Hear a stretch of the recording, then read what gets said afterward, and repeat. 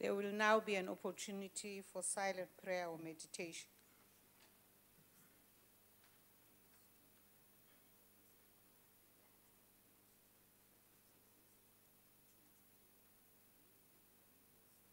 Please be seated.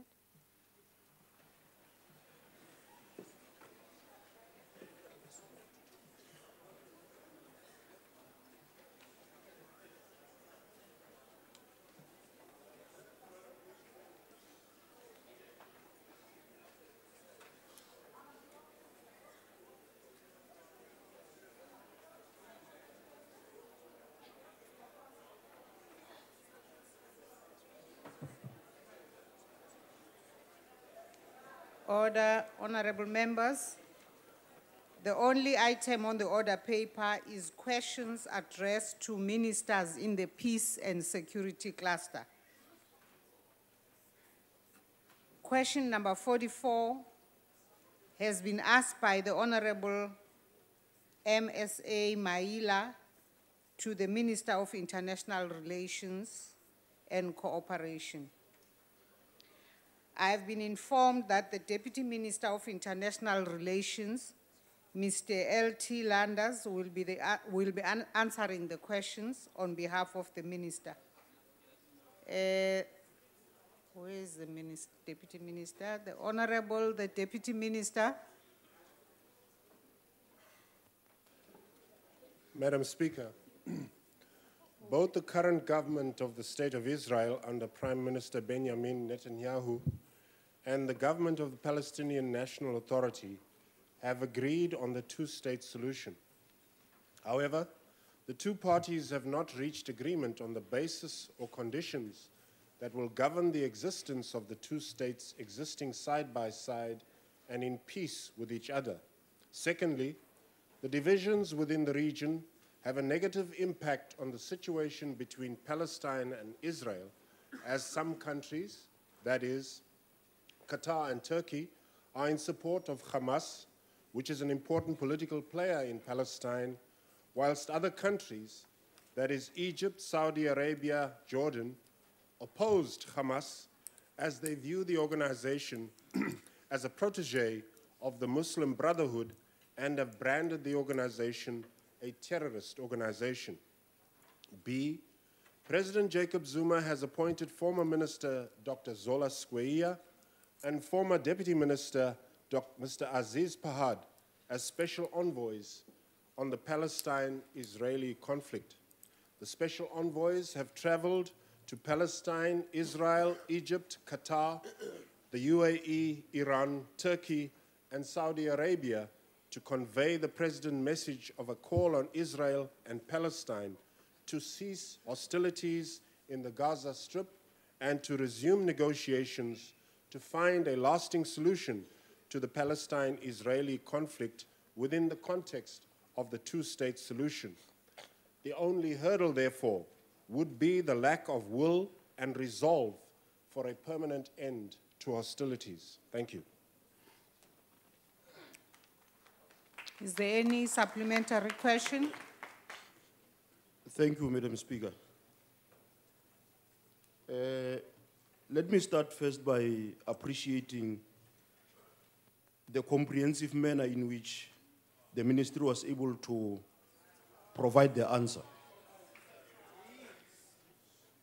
The answer is in line with UN resolutions, the resolutions of the National Conference of the African National Congress, and the State of the Nation address. Madam Speaker, I would, however, like to know what material support has been provided to the special envoys to ensure that they are able to fulfill their mandate, and also to check at what point will the ministry be satisfied that the mission of the special envoys has been fulfilled. Thank you, Madam Speaker. The Honorable, the Deputy Minister. Madam Speaker, to the Honorable Maila, There has been adequate material support and resources provided to our special envoys. At present, a sum of 2.6 million rands has already been used up in their travels. I would guess, Madam Speaker, to the second part of the question, the only time we can ascertain whether the duties and functions of the special envoys have been successful is when we have a permanent cessation of hostilities, an agreement to lift the embargo, that Palestinians are allowed to use the fishing rights that they're entitled to, and to conduct themselves as a sovereign state in the same way that Israel is allowed to do.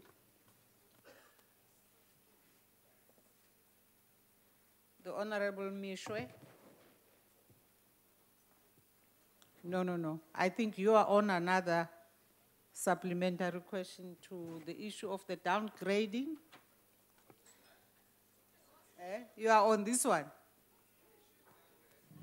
Are Yes, you on Speaker. this one? Yes, Speaker. Okay. Thank you, Speaker, and to Honorable Deputy Minister. One of the hurdles to the realization of a permanent solution to the conflict between Palestine and Israel is the refusal of Hamas and other Islamic extremist groups to accept the right of Israel as a state to exist within safe and secure borders. The ongoing threat of annihilation of this small Jewish state undermines all efforts to implement a two-state solution in the Middle East. Does government intend raising the importance of accepting the right of both sides, both states to exist, to advance negotiations towards the much-awaited two-state solution that would be based on mutual trust and respect? Thank you. The Honorable, the Deputy Minister. The brief response to the Honorable Meshwe's question is yes.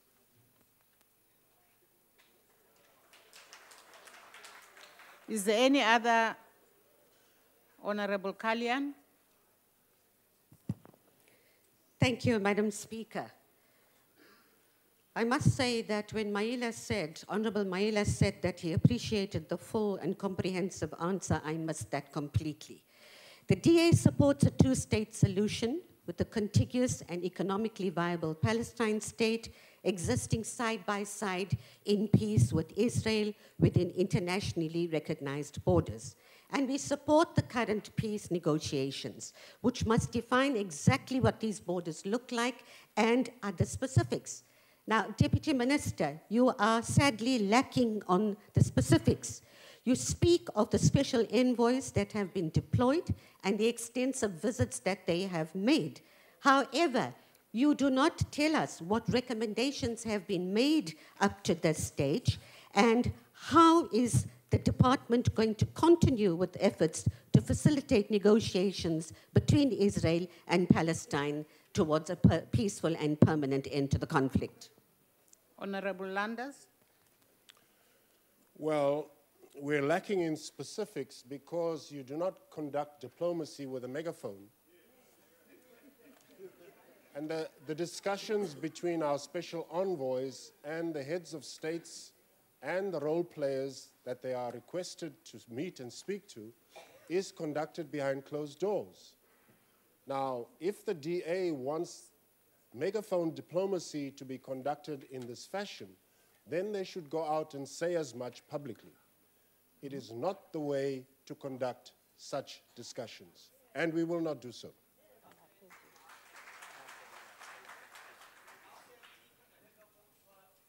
Honorable Member of the EFF.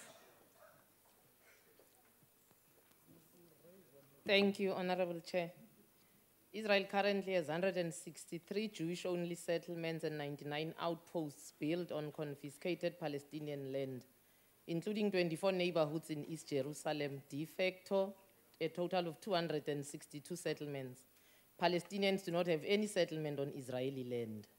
Article 49 of the 4th Geneva Convention explicitly prohibits any occupying power from transferring any part of its own civilian population into the territory it occupies.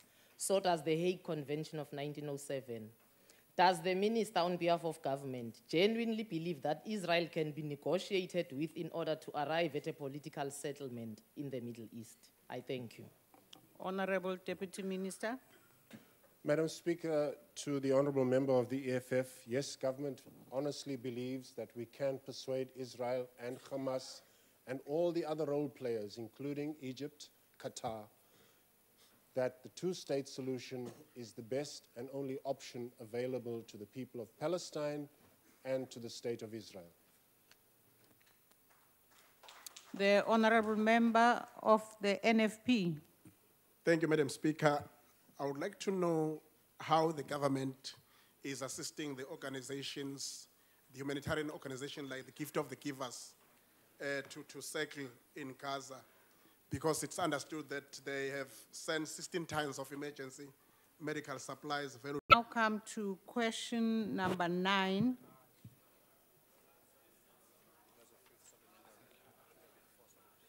Oh, Honorable Deputy Minister, I almost let you get off the hook. Eh?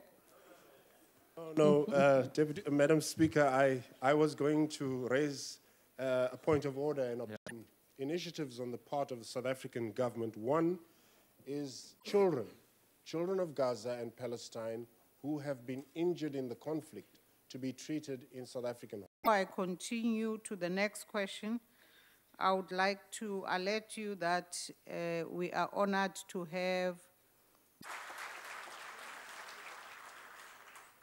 you are welcome, honorable members.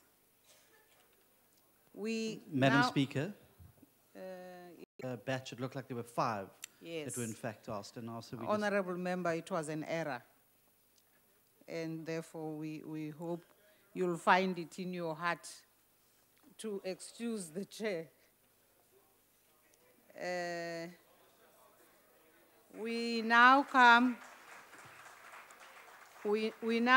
to question number 9 from Honorable Hussein of the DA, who's asking the Minister of Home Affairs the question.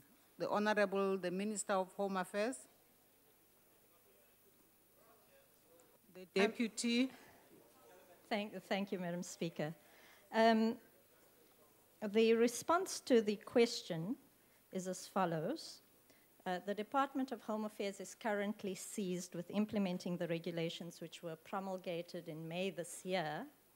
Accordingly, there are no plans to review the regulations at this juncture. Thank you. The Honorable Wilson.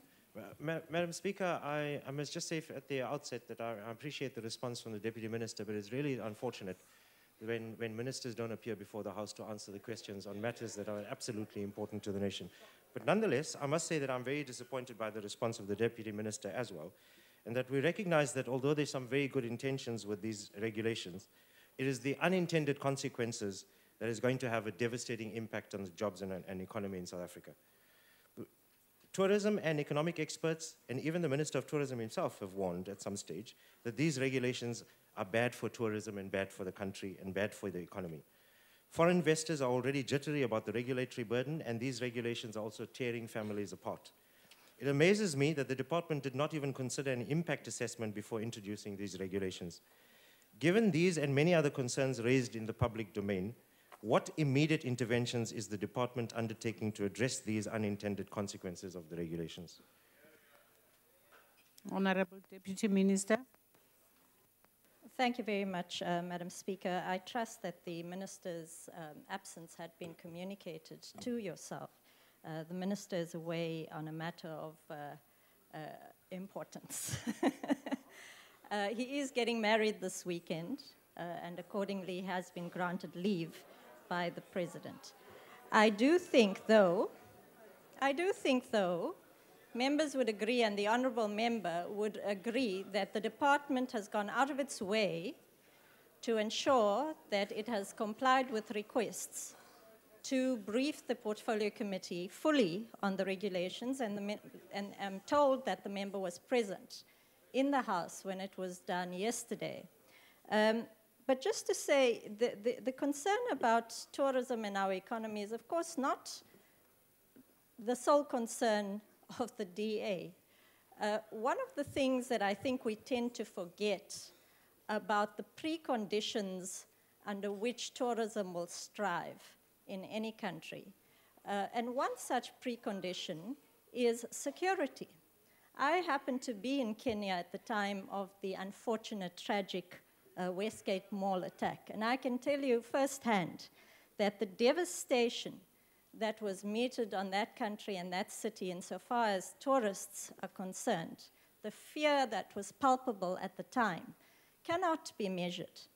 And so it's very important, I think, that when we raise these issues around the regulations, by the way, when I read the submissions of the DA when the amendments were passed way back in 2010, the DA never raised these issues around tourism. In fact, they'll be very embarrassed to see the submissions that they did make under the circumstances. And so it's very, very usual for the members of the DA to merely echo some of the concerns raised by certain stakeholders, which some of which are quite legitimate. And we have briefed the Portfolio Committee as to the measures that we will be taking to mitigate some of those unintended consequences, such as ensuring that in those big markets, such as China and India, that we do have more registration points where people can submit applications and their biometrics.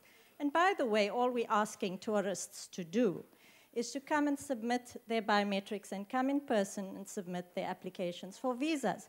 We're not asking them to donate blood or to give their DNA and so on.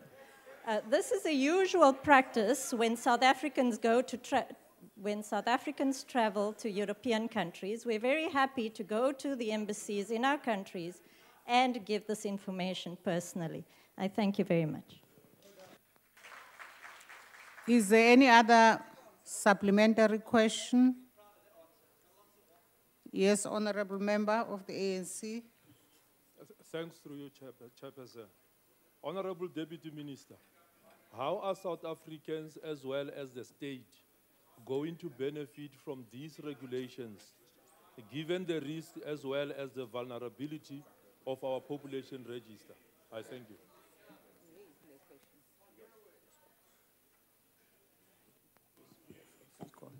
Honorable Deputy Minister.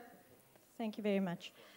There are various ways in which South Africans and South Africa benefits out of these regulations. The first, most obvious benefit to the country as a whole relates to advanced passenger processing ahead of time before people arrive in the country, so that we know precisely who has entered through our ports of entry at any given time.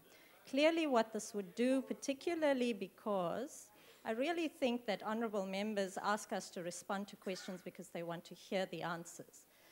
So I'm not sure what the heckling is all about. I've got a 7-year, well, when my daughter was 7 years old, I taught her impulse control.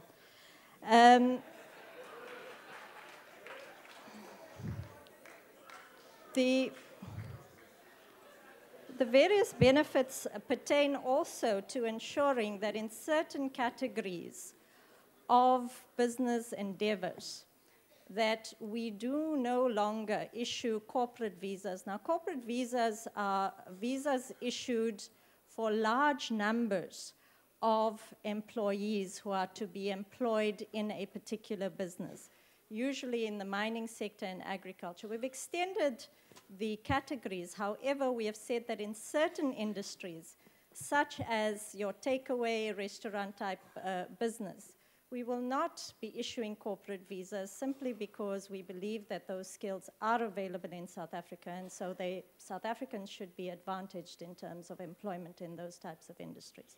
So those are some of the issues that relate to how these regulations benefit South Africa. I might just also say that when entering South Africa, we've had quite a few what is legally termed lacunas in our law prior to these amendments. And one such lacuna is that an immigration officer, when questioning somebody at a port of entry and who has found that the person has actually misrepresented themselves, was not able to deny entry to such a person. So those types of small but very, very important aspects have also been covered in these regulations. Thank you very much. The Honorable Ramakatsa of the EFF. Yeah, thanks, the Honorable Speaker. I will hand to the Honorable Gigi Gadi to ask the question on my behalf. Yes, Honorable Member. Thank you, Honorable Speaker. It is submitted by the department that the recently enacted immigration regulations will help stem the tide of unmanageable flood of undesirable people and refugees to our country as a destination of choice and putting strain on our fiscals and social services.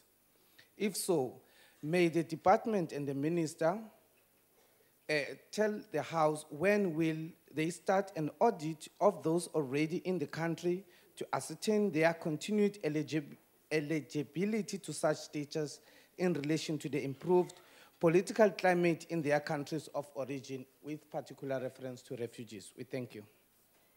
Deputy Minister.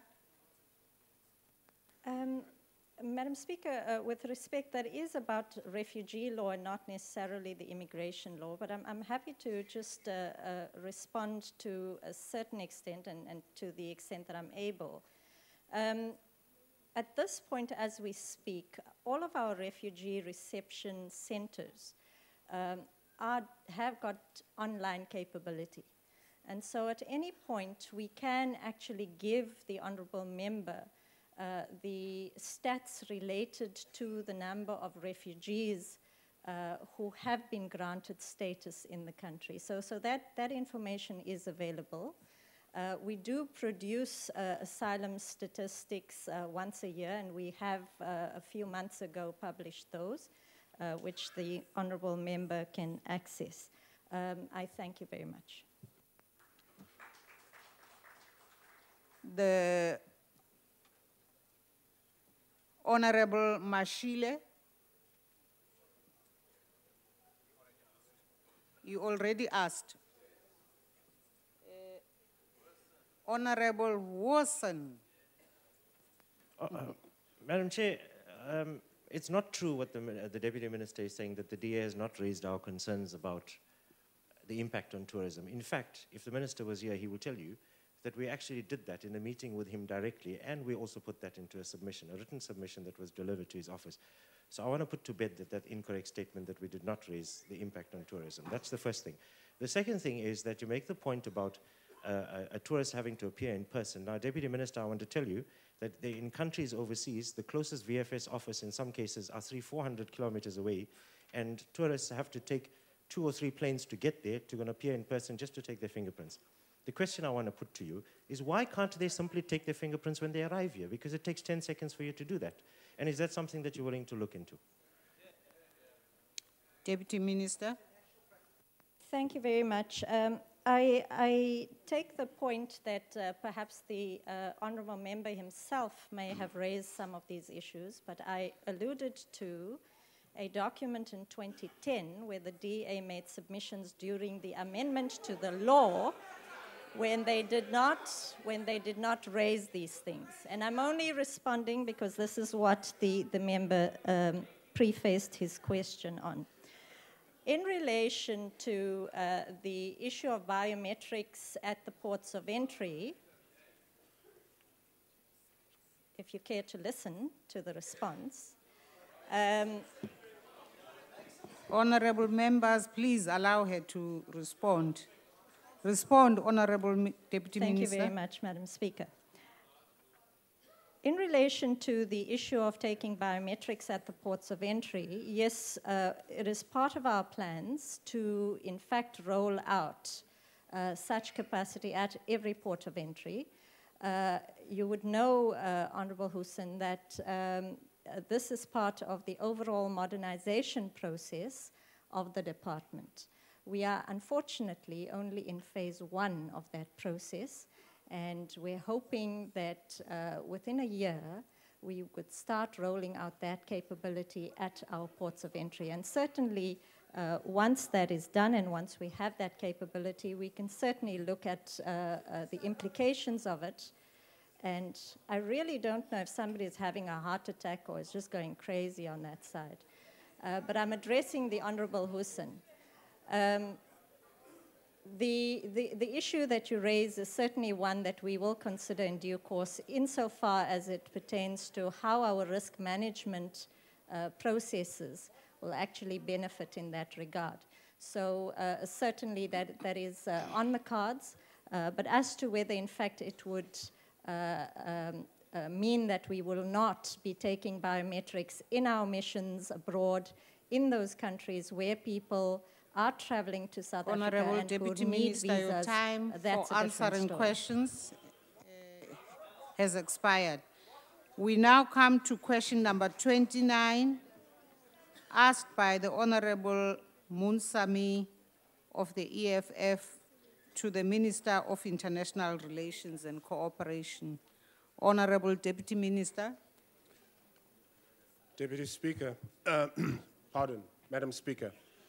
The government of South Africa maintains diplomatic relations with the State of Israel.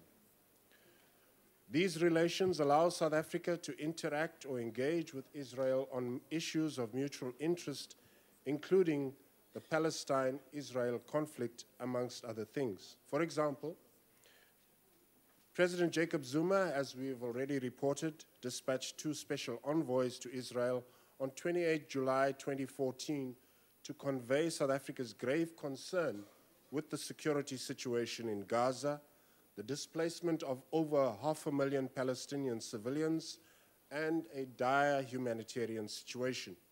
Furthermore, our diplomatic relations with Israel enable us to maintain our presence in the occupied territories of Palestine. 2, South Africa is in total solidarity with the people of Palestine in their fight for freedom and self-determination.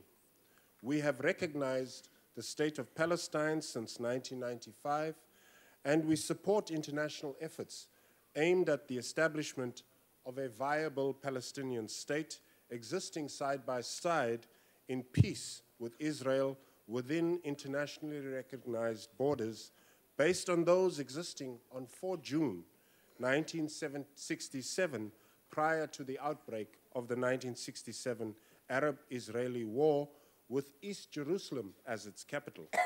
South Africa also supports the International Year of Solidarity with Palestine as declared by the United Nations. South Africa's commitment to the question of Palestine, together with this UN declaration, form part of South Africa's consideration for hosting the Palestinian Head of Mission Conference in Cape Town, as well as the Palestinian Solidarity Conference held on 2 May 2014. Our leadership, led by President Zuma, constantly and consistently call for the immediate resolution of the Palestinian question. 3, South Africa's foreign policy is the extension of South Africa's domestic policy, which is premised on our Constitution, which contains the Bill of Rights, which protects the rights of freedoms of individuals, the same rights and freedoms that South Africa would like to see conferred upon the people of Palestine. Thank you. The Honorable Munsami. Thank you, Honorable Speaker. With the high levels of unemployment in South Africa, what legitimate reason is there to prioritize the interest of foreign diamond traders over our unemployed compatriots? Cutting and polishing should be seen as an integral part of the South African diamond value chain.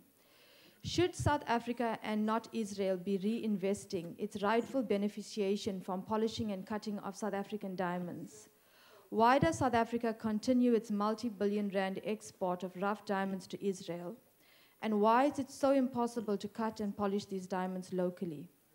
This export results in conflict of national interest. Why does South Africa pursue the export of blood diamonds to Israel, which continues to rob South Africans of employment and indirectly funds Israeli terrorism on Palestine? The Honorable Deputy Minister. The question of beneficiation of our natural resources, including our diamonds, is a matter that the South African government is intensely engaged with as I speak. The question of blood diamonds is something that we would need to debate, and whether the export of our diamonds to Israel constitutes the export of blood diamonds is something that I would dispute. Thank you.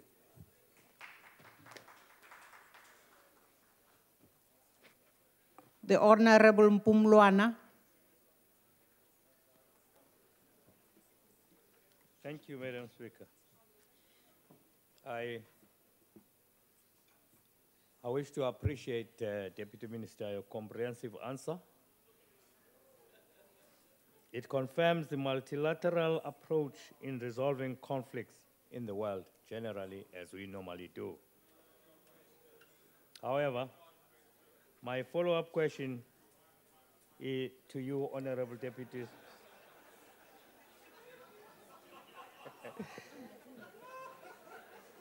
Does South Africa sell any weapons to Israel? Does South Africa sell any weapons to Israel which are used in the current conflict or have been used by Israel against the Palestinians? The Honorable Deputy Minister. Madam Speaker,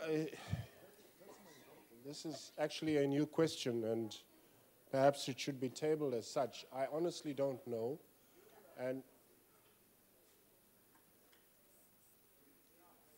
well, clearly the lesson from the Honorable Chauhan hasn't been learnt by members of the DA, that when her daughter was 7 years old, she taught her impulse control. And it's a lesson that members of the DA haven't learnt. Okay, Honorable Deputy Minister. We will move to the next supplementary question. Honorable Esau.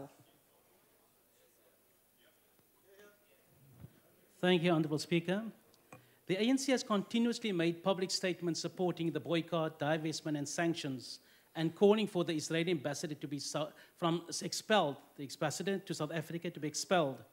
These are in direct contrast to the statements made by the minister and a department, which supports negotiations and calls for ceasefire and for a two-state solution.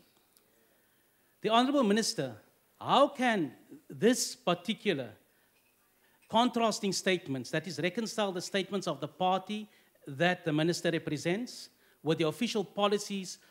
Very simply, it's called democracy. To the Honorable Member of the DA,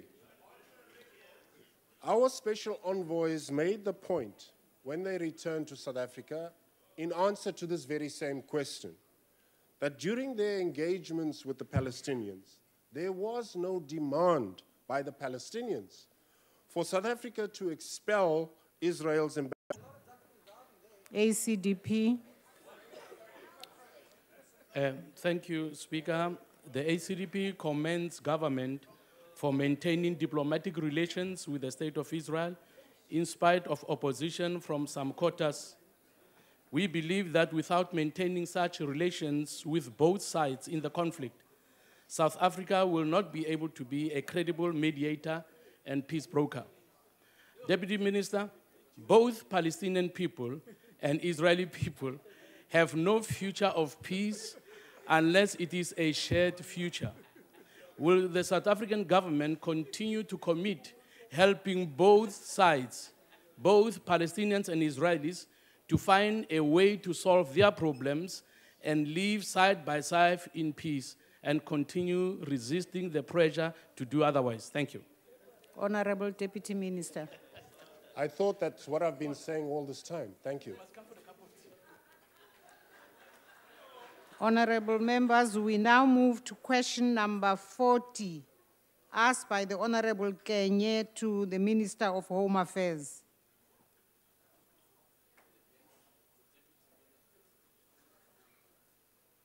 Deputy Minister. Thank you, Madam Speaker. The response to the question is as follows.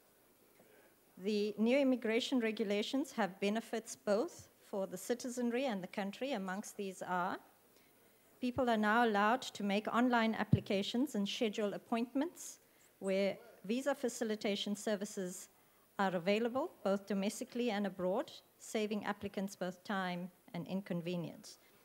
There are several benefits from a security perspective. We are now allowed to screen applicants for visas abroad, which enhances the protection of our country and its citizens. We would at all times know about and be able to account for persons in South Africa who arrive through ports of entry. In addition, the capacity of SAPS to investigate crime perpetrated in our country would be enhanced. The regulations will also ensure that businesses operated by foreign nationals in South Africa in compliance with our laws relating to tax, unemployment insurance, compensation for occupational diseases in companies, and it very importantly seeks not to disadvantage South African job seekers. The second part of the question relates to what is being done to protect our borders. The new immigration regulations can be regarded as one such mechanism to strengthen and protect the South African borders and to assist in mitigating risks posed to the country.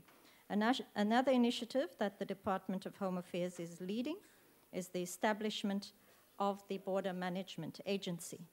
The intended benefits of this will be that it will strengthen and enhance national security in the border environment while facilitating the legitimate and safe cross-border movement of travelers, goods, and trade. Thank you very much. Honorable Kenye.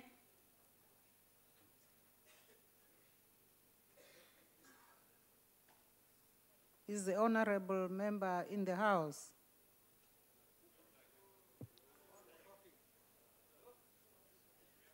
The honorable member who asked the question has the first opportunity to ask a follow-up question. Yeah. However, if there is no follow-up questions, we are happy to move on. There is. Thank you, Madam Speaker. And thank you, the Minister, for responding to the question. And thank you to make the Minister aware this regulation came at an opportune time. There was a lot of speculations. Point of order, Madam Speaker. What's the point of order? Madam Speaker, the person speaking now is not the person who put the question on the order paper.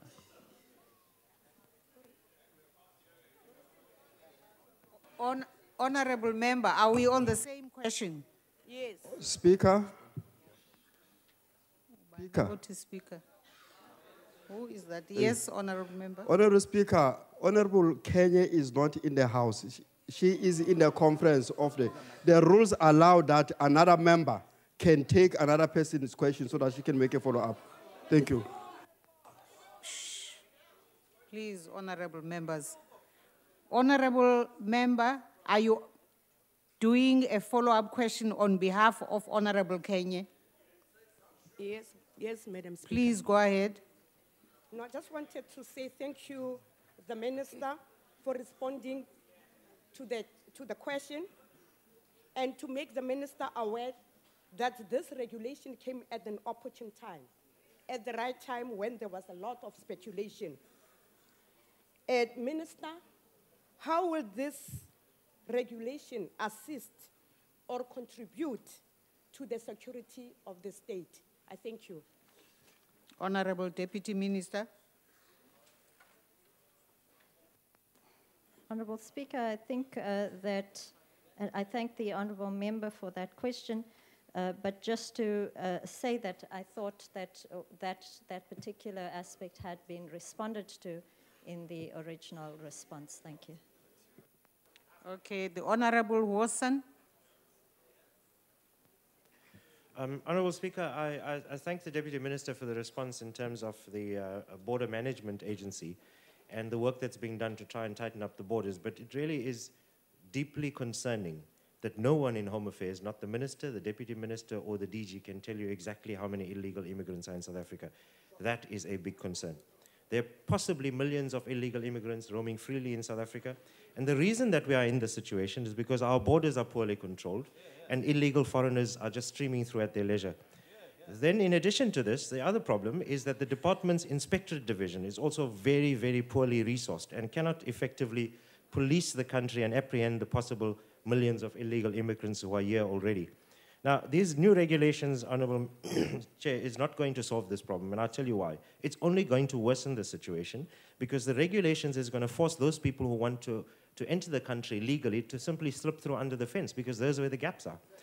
Now, you cannot solve this problem by attending to one without attending to the other problem. Unless you're going to strengthen the inspectorate division, only then you're going to be able to address the problem. I appreciate the response about the Border Management Agency. We'll await the outcome of the work that they're doing and we'll respond at that stage. But can the Honourable Minister tell us what plans are in place to make sure that you strengthen the inspectorate division so that we can eradicate ourselves of the possible millions of illegal foreigners already in the country? Honourable Deputy Minister. Thank you very much.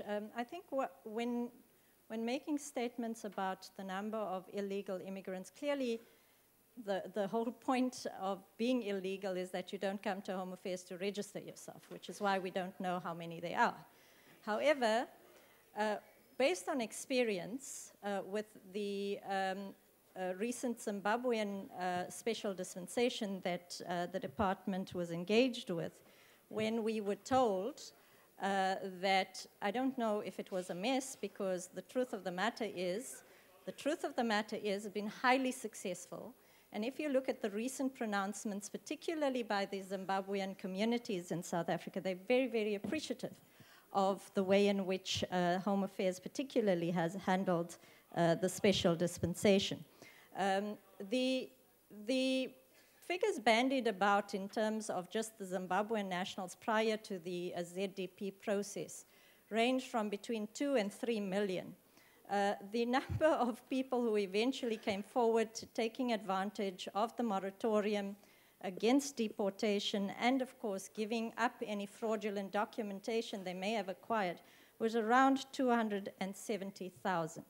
So I think we mustn't be irresponsible about banding these numbers, particularly because if DHA doesn't know how many illegal people there are in the country, neither do you.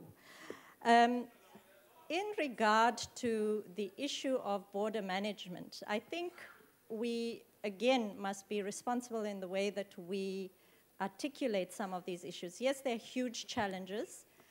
We have very large borders. Many of the fences and so on are in a total state of disrepair. However, there are multi-pronged efforts to ensure the security of our border line as opposed to the border per se. And there are initiatives to look at the maritime border, which is another big area that historically has not been dealt with. Part of the program of action in relation to the BMA is that we hope to be able to devise an integrated approach deploying both technology as well as security capacity under one agency so that there is coordinated policing on our borders.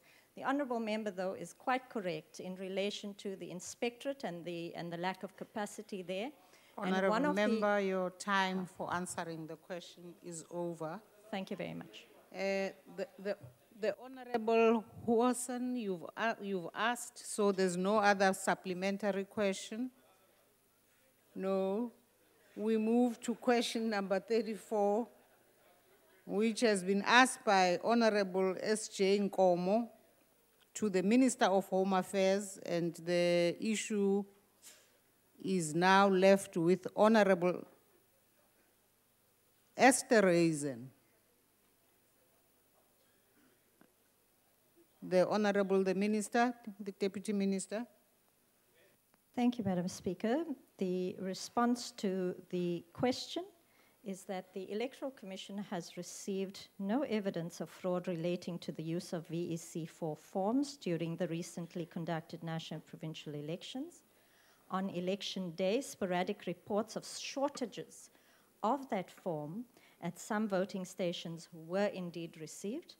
The National Party Liaison Committee discussed this matter and recommended that persons who wished to vote using the Section 24A procedure should be allowed to vote for as long as such persons could adduce proof of registration before the proclamation date of the elections.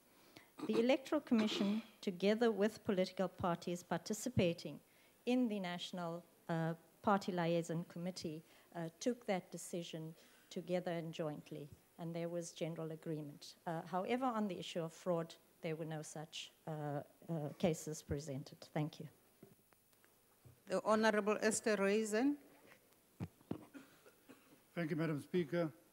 Honorable Deputy Minister, it has been alleged that there was widespread VEC for voting fraud that took place, particularly in KwaZulu-Natal.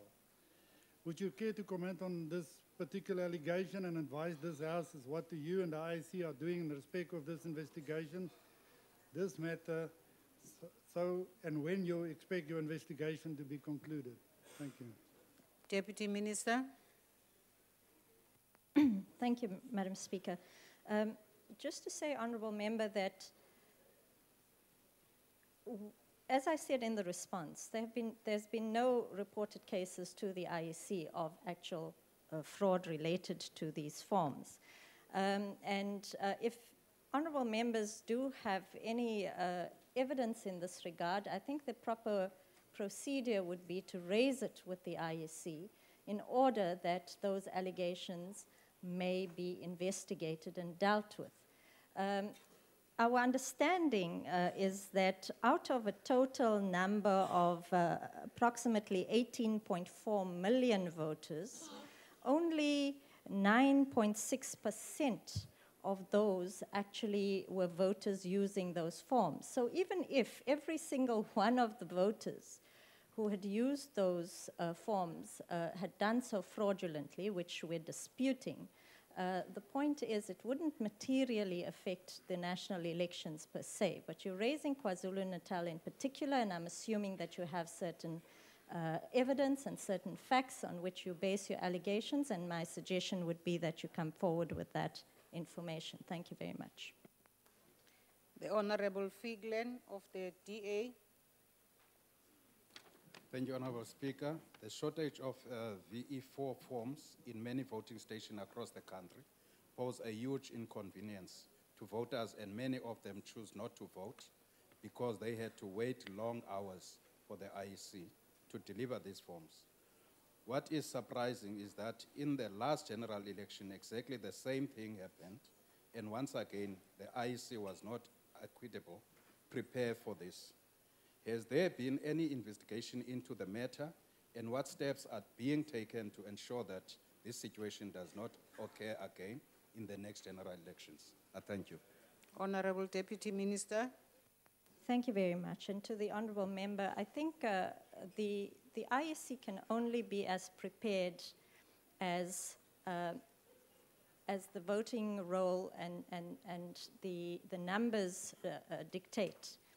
If parties choose to bus in a number of supporters from one VD to the other because the queues are very long, etc., well, that particular VD then runs out of supplies of that particular form.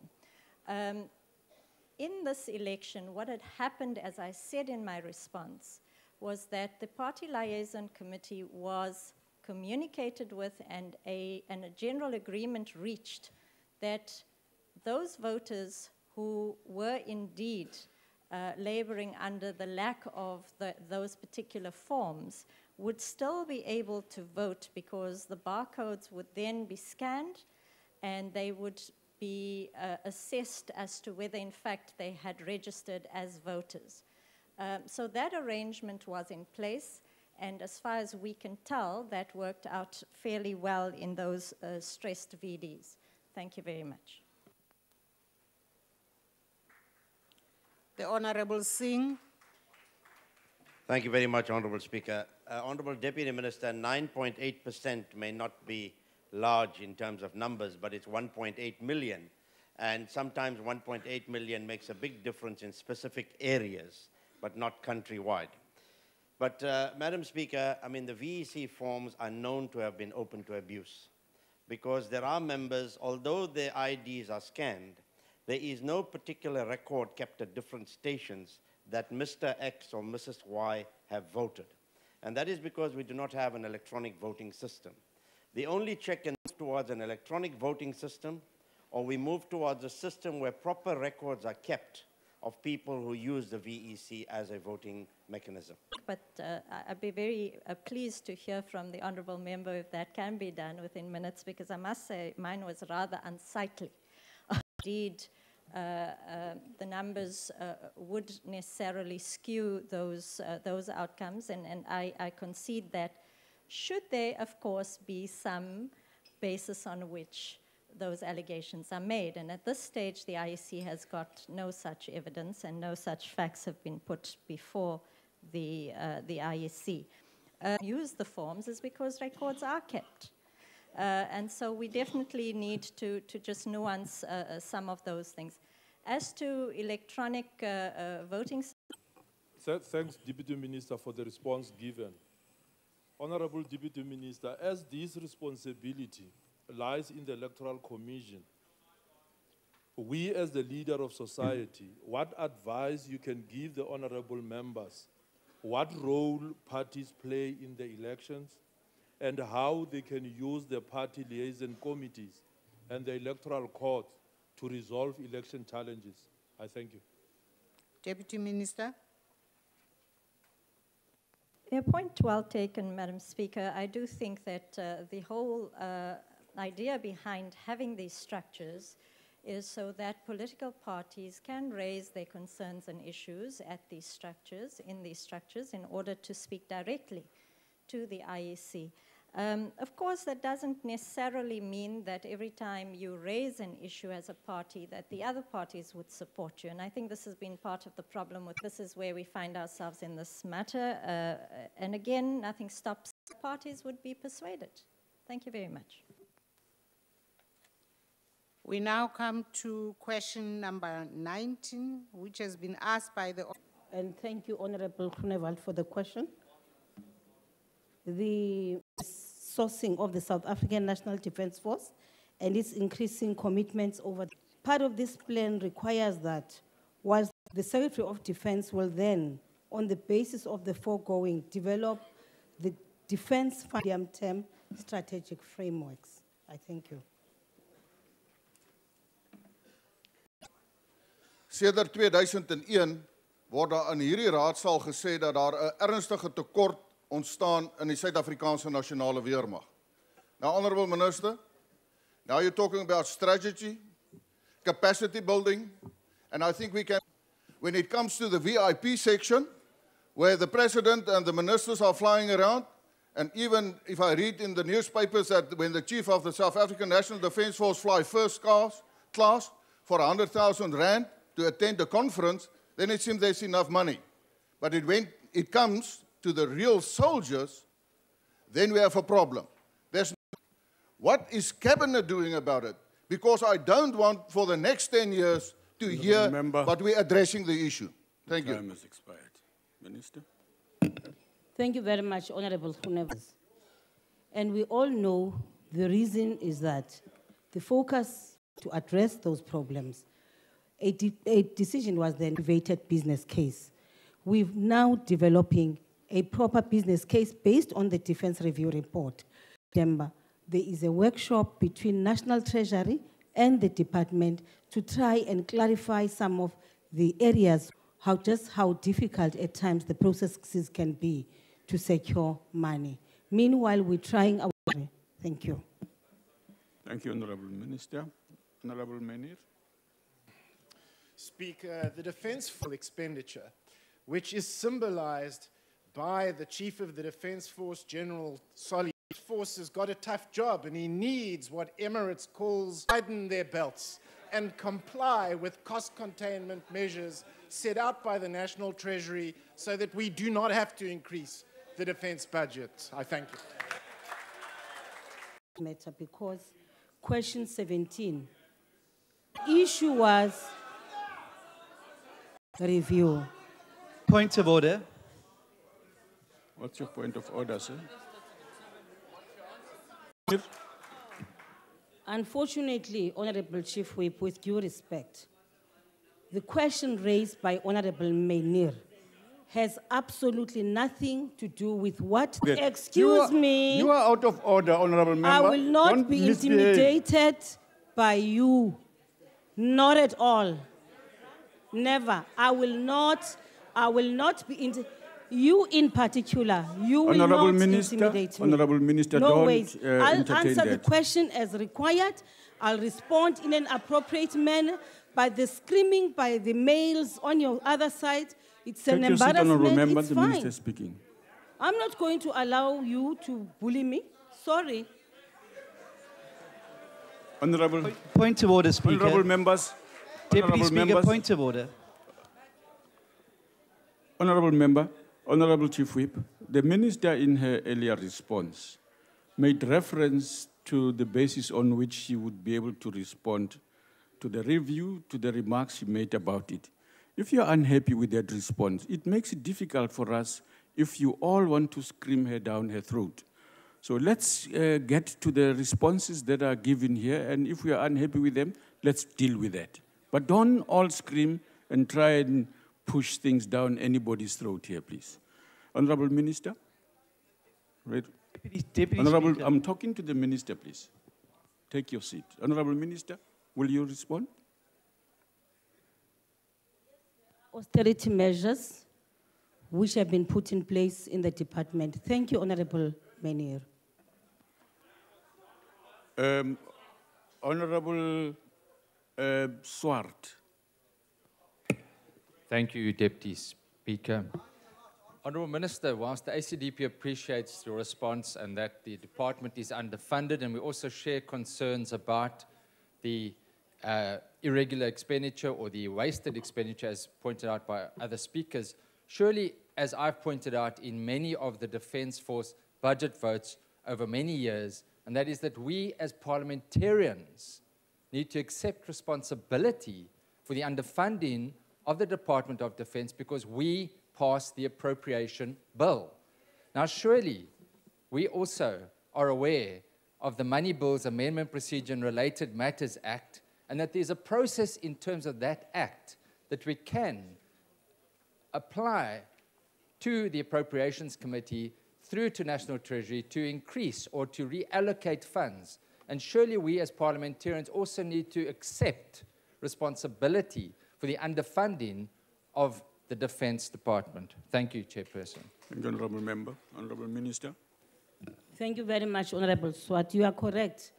We should all take responsibility for the challenges which have been there as a result of shortages of budget in the Department of Defense. And everything is being done to make sure that National Treasury in the next budgeting cycle provides us with the necessary resources. But as I said earlier on, and I would like to repeat this as you would know, that there is no way in which you can secure additional finances from National Treasury without having a compelling business case. And that is what we are trying to do. I agree with you. Indeed, there has been a shortage of financial resources on the side of the South African National Defence Force. But equally, I have maintained when I discussed with the generals that much as we are talking about shortage of finance and requesting for more finance, but if there's equally under expenditure of the allocated resources, then it poses a problem and it makes it difficult for us to secure more funding. Because truth of the matter, indeed, there are areas where there has been under expenditure in the Defence Force, and it makes our case very difficult. And thank you very much. Thank you, Honourable Member. Honourable Singh. Thank you, Deputy Speaker. I just want to follow in the vein of Honourable Swart to indicate to you, Honourable Minister, that the Honourable Minister of Finance, who's seated in front of you, was the person who actually spearheaded the Money Bills Act, which Honorable Swart referred to. And I think we as parliamentarians must not be under the mistaken impression that it is National Treasury that allocates funds, because the responsibility lies with us, as Honorable Swart has indicated. And we as parliamentarians should be the arbiter. National Treasury is only the distributor. But I think you, Honorable Minister, need to make sure that a credible business case is presented before the Parliamentary Committee, which would support your case, then take it to the Standing Committee on Appropriations, eventually back to this House, so this House can decide whether the Department of Defense gets more money or less money. And I think that's a process that we would encourage you to follow. Thank you. Honorable Singh, thank you very much. You are correct.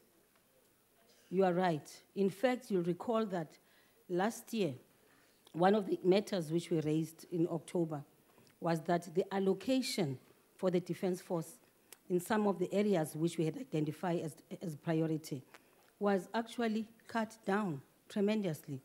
And therefore, I do agree with you that it is my responsibility with a team in the South African National Defense Force to work on a compelling business case. And that is what we are doing. Thank you very much. Thank you, Honorable Minister. Honorable Ramakatsa. Thank you, the Honorable Speaker. Sorry?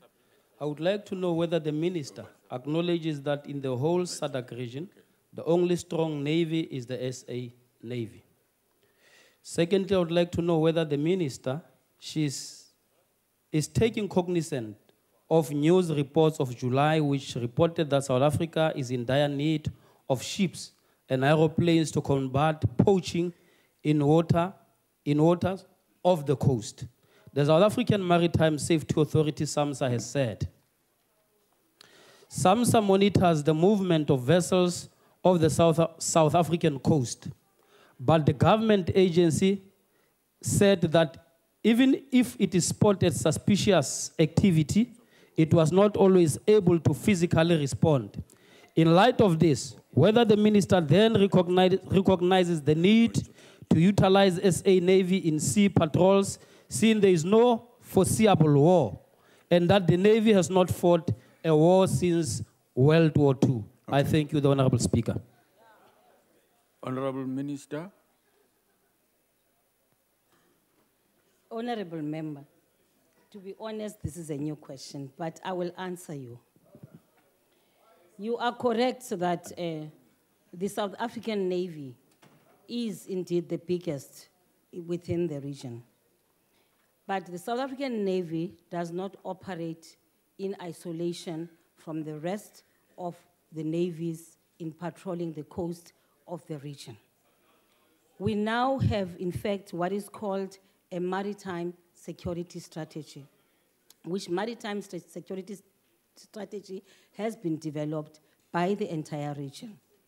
As a result of the maritime security strategy, we now have a trilateral agreement between ourselves, Mozambique, and Tanzania for the patrolling of the Atlantic coast to prevent piracy. But in addition, Honorable Minister, just ignore the interjectors. Please go ahead, finish your question, your response. Anyway, the Atlantic Ocean, in this instance, if I come from the south, the Atlantic Ocean is to my right. And of course, we equally are developing relations and memorandum of understanding with Namibians and Angolans for purposes of patrolling the Atlantic Ocean. It was the Indian Ocean, the Atlantic Ocean up to the Gulf of Guinea. So you are correct, Honorable Member, that in terms of patrol, in terms of border safeguarding, it is one of the critical priorities which we have as a defense right now. Thank you. Thank you, Honorable Minister. I think we crossed the boundary of the number of supplementary questions, but we'll make up time. Let's go to the next question, which is question number 35, being asked by Honorable Gamede to the Minister of Defense and Military Veterans. Thank you very much, Honorable Gamete. The review of revisiting of the concepts of operations, copper and corona entails ensuring an improved utilization of resources, given that both operations are dependent on the cooperation with the South African Development Community, SADC states. One at sea and another looking at our land borders. In this regard, I've directed that the Military Command Council discuss the benefits that can be derived from a holistic strategy for the protection of all our borders. Thus, ensure in a single interface for planning and budgeting, but most importantly, for interaction with other SADC partners with whom we share these borders. This directive is in line with our trajectory that a military appreciation should be done to ensure a holistic strategy to protect our country from air, land, and sea. Details of the military command's assessment will be submitted to us with regards to the areas that require buttressing on the troops, and will be submitted to us once it is finalized, and will accordingly share with the honorable members. Thanks. Thank you, Honorable Minister. Honorable Mainir. Speaker, the sorry. You see, the new ones are making a mistake. Honorable Gamete, you have a follow-up question. Thank you very much, Deputy Speaker. I'm Honorable Bongo. I'm standing on behalf of Gamete. Oh, okay. Yes. Oh, you're as new as me. Go ahead and that. Thank you. The South African region, Honorable Minister, faces challenges of ensuring that we have maritime security, especially in combating piracy and the smuggling of weapons, contraband, people, and goods.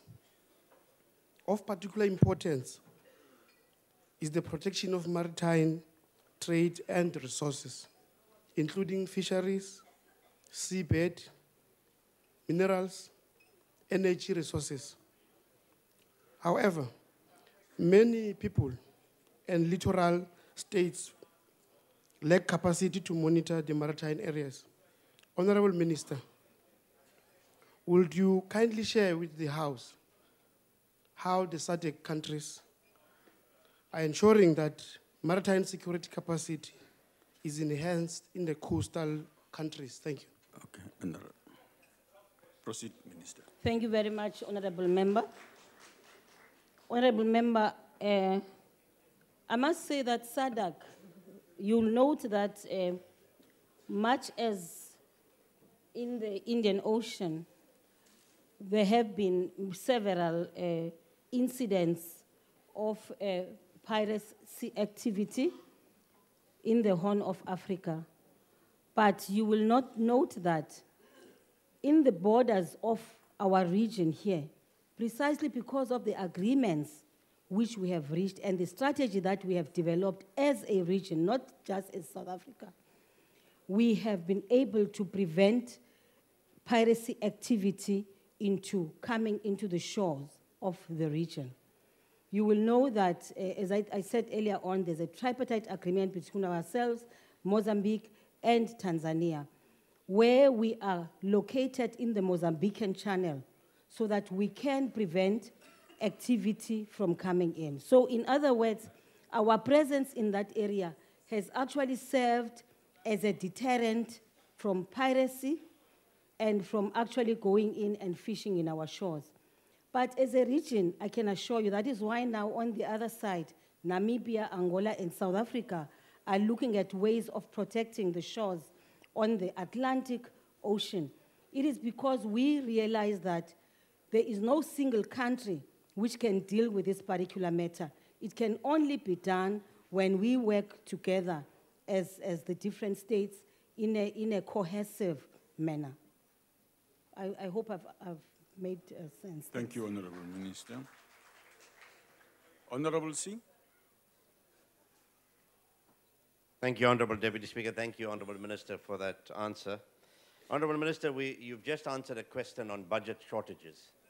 Now, my question to you is, and you may not have the answer here, but maybe you can provide it to the House, is what kind of cost-sharing arrangements and protocols exist between the SADC countries in terms of performing this very key strategic operation? Oh, okay. All right. Don't worry. Thank you, Honorable Singh. It's a very important question, but may I request that I come and brief you in the committee because I do not have that answer right now. Thank you very much. Okay. Honorable Menir. Thank you, Minister. Menir. Now, my apologies for earlier on. Yeah. Minister, the Defence Forces Border Safeguarding Mission Operation Corona, which is referred to in the question, is vital to our national security. But the fact is we have more bodyguards protecting ministers than we have soldiers protecting our landward borders. We have about 5,400 bodyguards protecting ministers, but we only have about 1,700 soldiers protecting 5,000 kilometers of our landward borders. Will the minister therefore explain why we have more bodyguards protecting ministers than we have soldiers protecting our borders? Because the impression that is created is that the minister thinks protecting ministers is more important than protecting our borders. Thank you.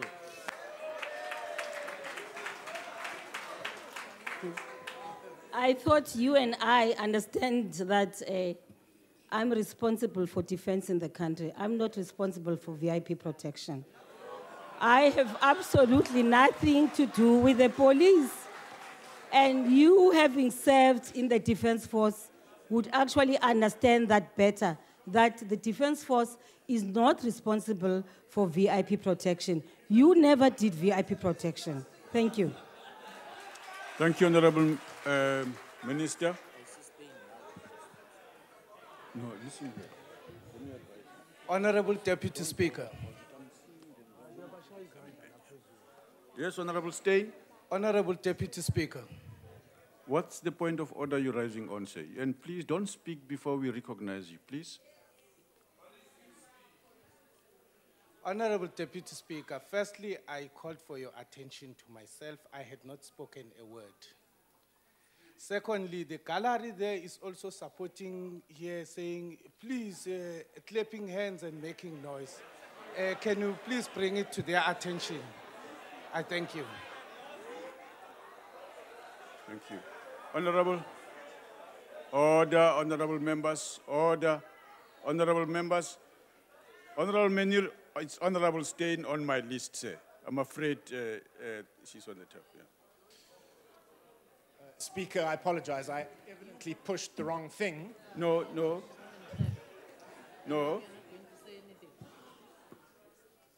On my list is Stein. Deputy Speaker, this house is run by rules, and it's within our rules to raise order in terms of what should happen.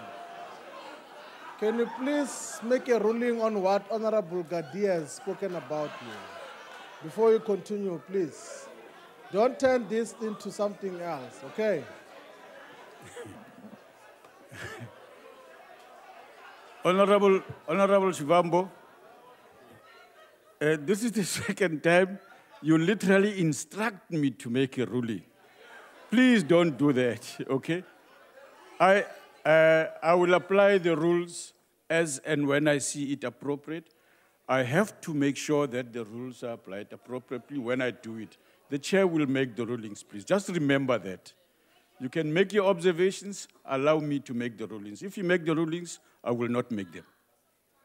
Okay, let's proceed. Now, honorable DA members, you must make up your mind who's speaking between you. Please. Chairperson, I would like to ask a supplementary. I pushed the honourable member's button, but I am the person who would like to ask the supplementary. Finish that, please. Yeah. Thank you.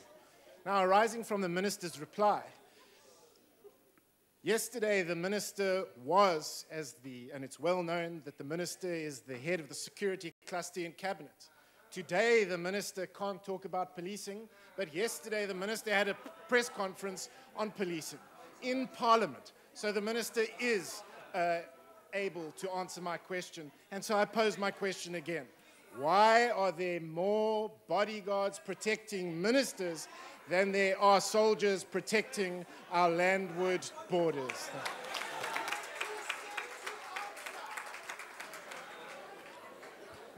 Honorable Maynir, you are correct. I'm the chair of the security cluster. But the question in the order paper right now, in your question paper, has nothing to do with VIP protection. If anything, today is an opportunity for you to direct questions to Minister. You should have had that question in this question paper and raise it with the Minister of Police. He is right here in this same room. Thank you very much, Honorable Member. In the absence of any further supplementary questions, we move to the next question. Honorable Dudley, to the Minister of International Relations and Cooperation. Deputy Minister. Deputy Speaker, South African government views the unfolding events in Iraq in a very serious light, particularly the heinous, barbaric criminal actions of the so-called Islamic State, which amount to gross violations of human rights and ethnic and religious cleansing that is contrary to the UN Human Rights Charter and therefore constitute crimes against humanity. Moreover, the South African government is deeply concerned about the spillover of the conflict and violence resulting from increased terrorist activities of IS to the neighboring countries, especially Syria, as it is currently the case, and the region as a whole. The South African government joins the UN Human Rights Chief, Navi Pillay, and all peace-loving and progressive nations in condemning in the strongest terms these barbaric and terrorist acts of the so-called Islamic State and call for support to the government and people of Iraq in their fight against this terrorist scourge.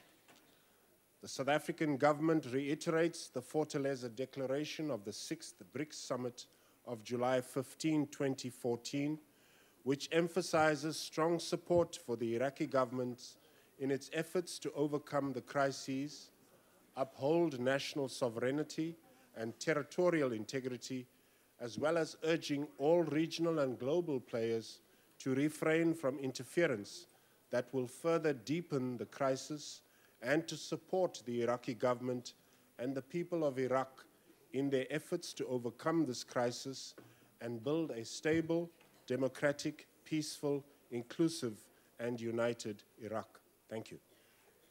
Honorable Dudley, follow up. Thank you, Minister, Deputy Minister. Thank you, Deputy Chair. Speaker, Honourable Deputy Minister, the ACDP welcomes your statement. It wasn't more than a week ago that the national spokesperson for Iraqi Christians, Mark Arabo, told CNN's Jonathan Mann that they are systematically beheading children and mothers and fathers. The world hasn't seen an evil like this for a generation. There's actually a park in Mosul where they've beheaded children and put their heads on a stick.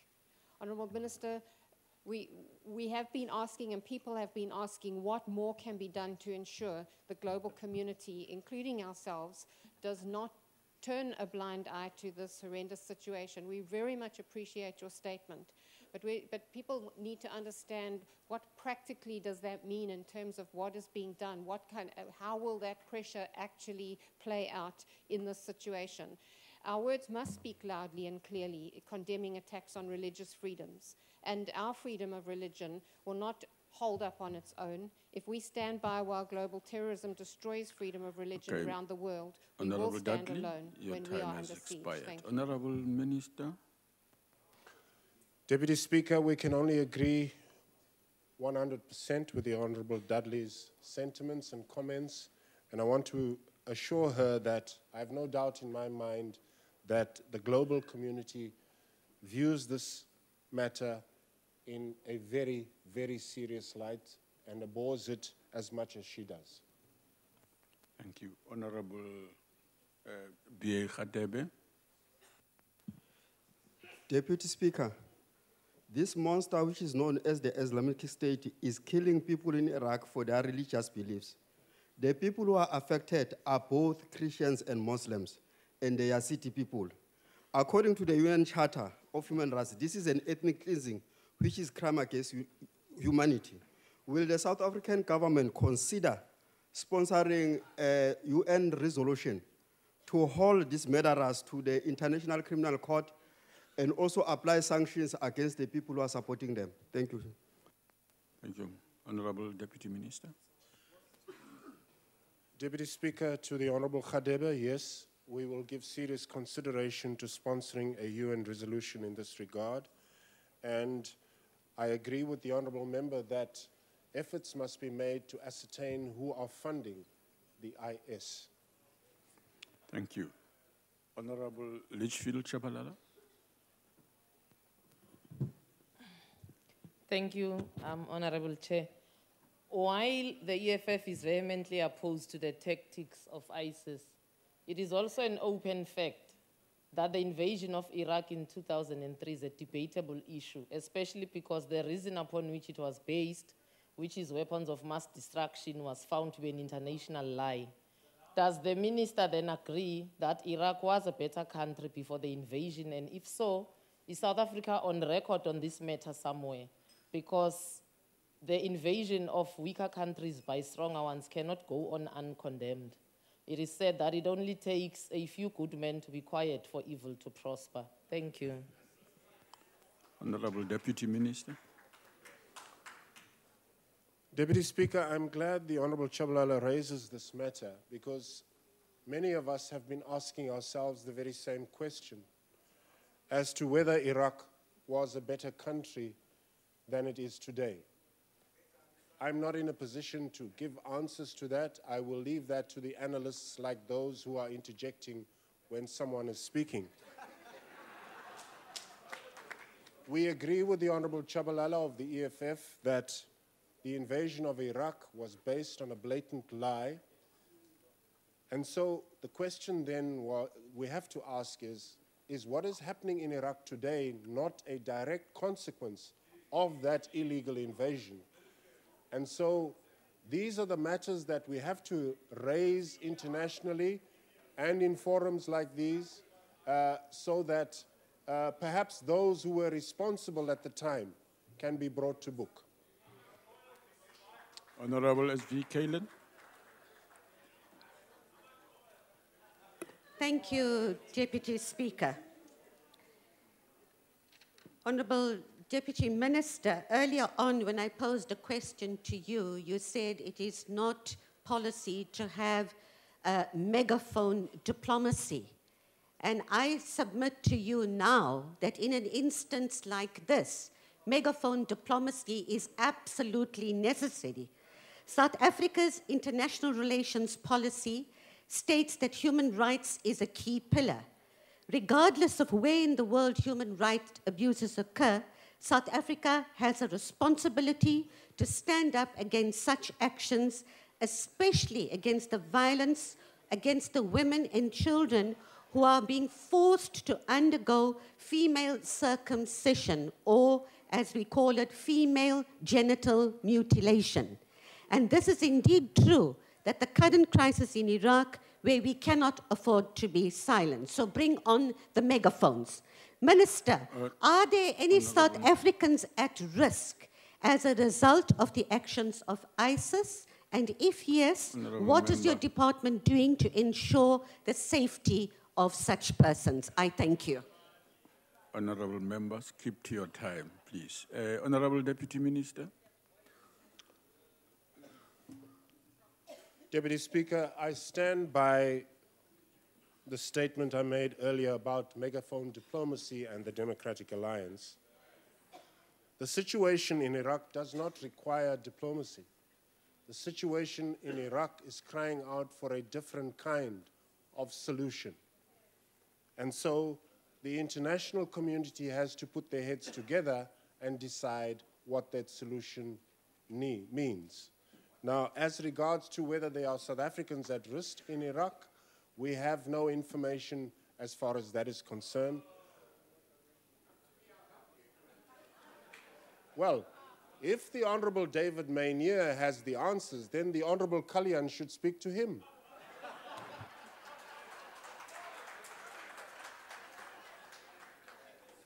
Who's the next one? Oh, this thing's gone. Okay. Over. Okay, which one? Okay, question 37. Okay, all right, chat.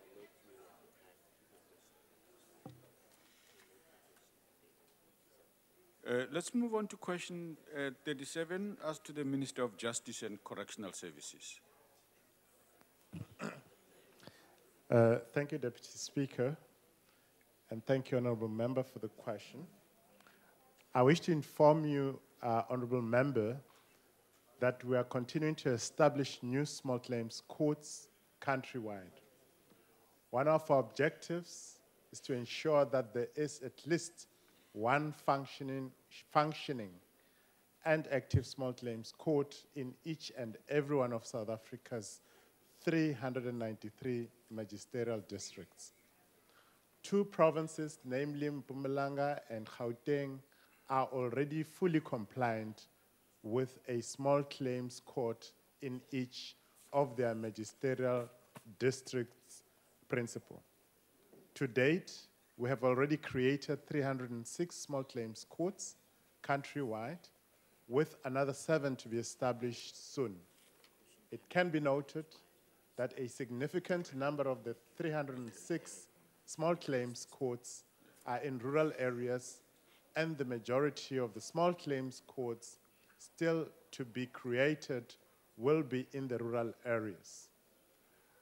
I will make available a list of all the small claims courts already established, as well as a list of those that need to be established.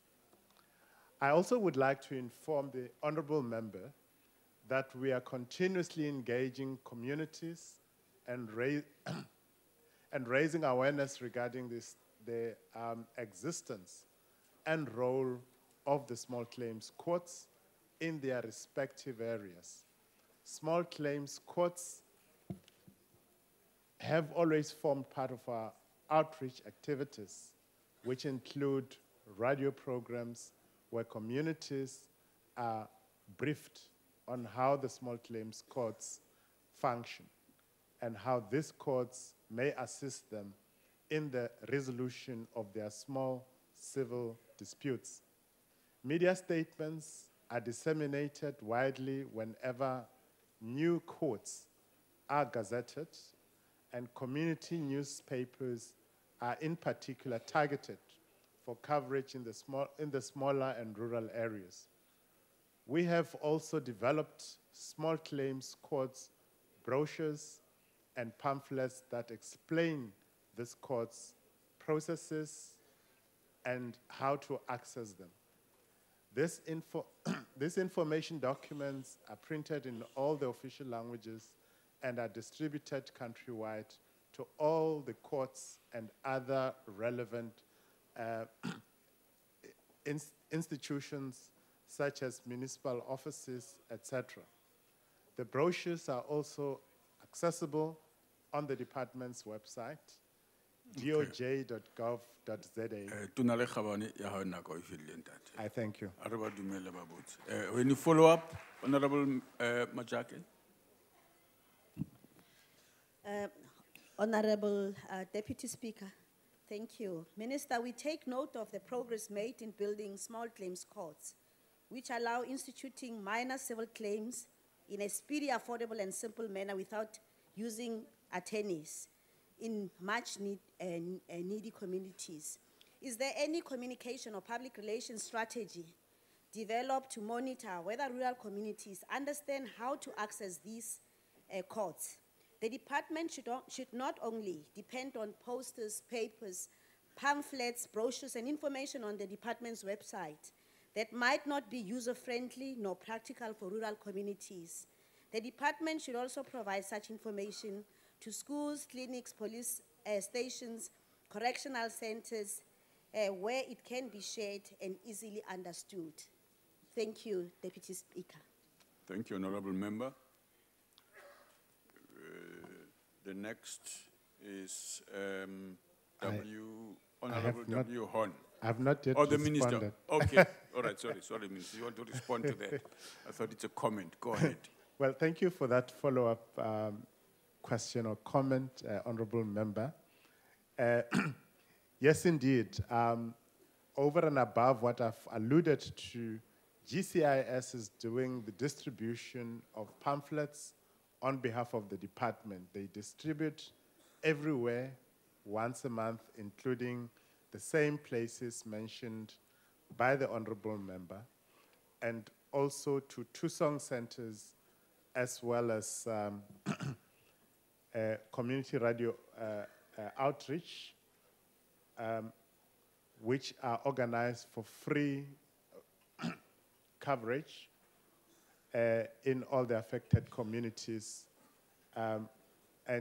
This is, for example, happening in the Eastern Cape and is targeted at making sure that communities have access to information in their own languages. I thank you. Thank you, Honorable Minister. Honorable W.H. Horn. Thank you, Honorable Deputy Speaker. The DA fully supports all efforts to enhance access to justice in South Africa as a basic human right enshrined in our Constitution. However, Deputy Speaker, one specific South African has been denied access to justice for 5 years now. In his capacity as one of the main political guardians of our Constitution, the question to the Honourable Minister is what he will do after the so-called spy tapes are handed over by the NPA to the DA in the near future, after the 700 charges of corruption are reinstituted against the President, to prevent further subversion of our Constitution and ensure that President Zuma gets the day in court for which the President has, in his own words, yearned for now for more than 5 years. Thank you. Honorable Minister.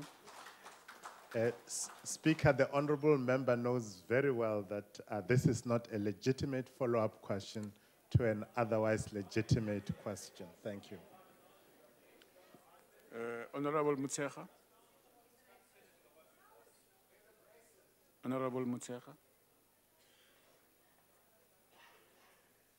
Honorable Deputy Speaker, thank you, Honorable Minister. In the light of the fact that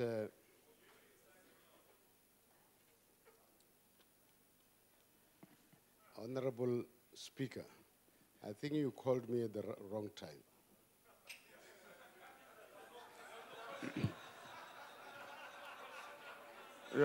You are unlikely to come back. Thank you, Honorable. It's okay. It's okay. It's all right, Honorable Speaker. Yes. I'm doing a follow-up question to Honorable Bredenbach. Late. Your name is already here, but it's okay. Let's go to Honorable Singh. Thank you, Honorable Deputy Speaker. Honorable Minister, we appreciate the very good progress that is being made by your department in establishing the small claims court. And I think when the information that you've alluded to is available to us, we'll be able to ascertain the exact locality of these courts. But what I'd like to know, Honorable Minister, through you, Honorable Deputy Speaker, is are there particular challenges that the department experiences in establishing these small claims courts in rural areas, vis-a-vis the availability, easy availability of commissioners to preside over the small claims court? And does it cost the department more to get these commissioners to go into the rural areas in terms of subsistence and traveling allowances? Thank you. Thank you. Okay, Minister. Thank you for the question. You may be aware that commissioners who serve as presiding officers on these courts do so voluntarily and without remuneration. In generally economically depraved communities, practitioners would find it difficult to donate their time for free to do this kind of work. It certainly is a factor, and I recall when we were in Bethlehem to establish a sexual offenses court on the 15th of this month, when we held an imbizo, one of the community members specifically raised a complaint that her matter took long to be finalized because there wasn't a commissioner available to deal with the matter. We're certainly looking and monitoring at those situations to make sure that in all areas of South Africa, we have enough volunteers who are willing to preside over this courts. Thank you. Thank you, Honorable Minister. Honorable Majake? No. Why? Your machine is reflecting people here. Thank you, Deputy Speaker. It was for the question that I've actually responded to already. Yeah, that's why I'm complaining to the table here. That's okay. I suppose the same with you, Honorable Member from the EFF. Well, let's assume that the supplementary questions are over. We'll move to the next question, which is the question. Honorable Speaker. Oh. Yours is still there? Yes, I'm supplementing. Okay, all right, go ahead. I thought you too, like all the others. Yeah. Thank you, Honorable Speaker. Just a follow-up on the question, the aims of the establishment of this small claims court is for easy access to the poor and indigent persons. Just a question to the Minister, is he thinking of establishing the law in those rural areas for indigenous people in their own language, meaning not a translation from English? Could they access the law in the language which is indigenous to them?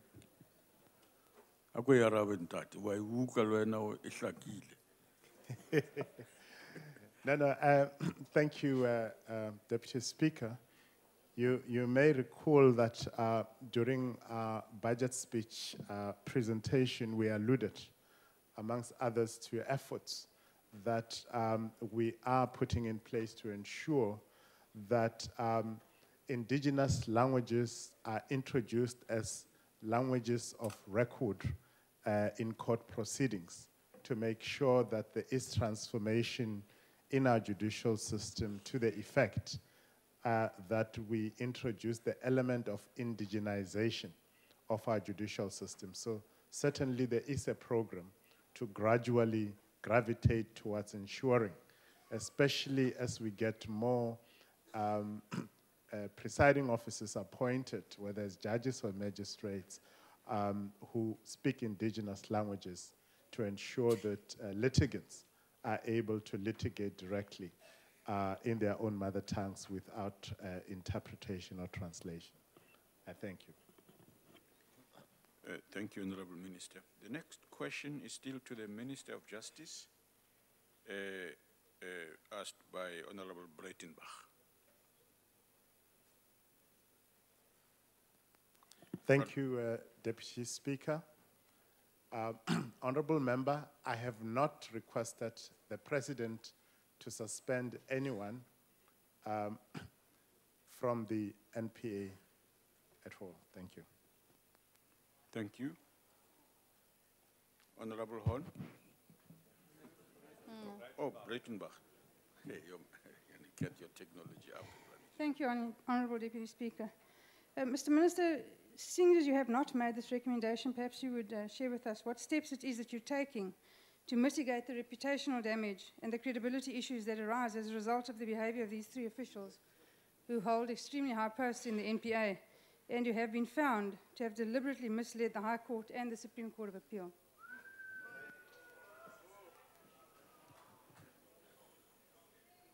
Honourable Minister. Thank you, Deputy Speaker.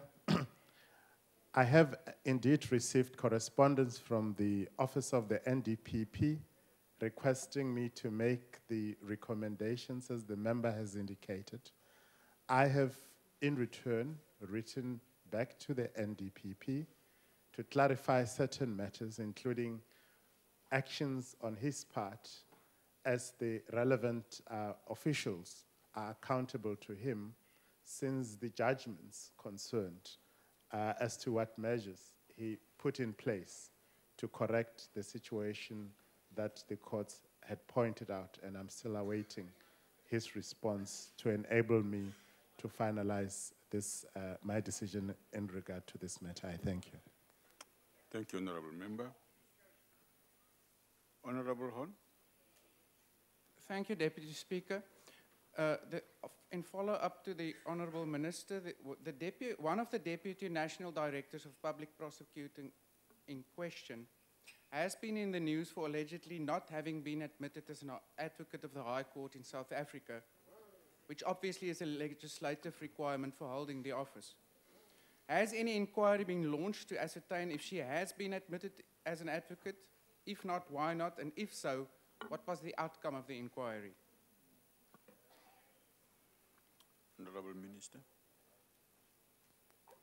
Thank you, Deputy Speaker. The matter has not been brought to me. It is my understanding that those matters are raised by certain structures with certain structures, but at this stage, I have not been involved because the matter has not yet come before me. Thank you. Thank you. Honorable Mutsecha.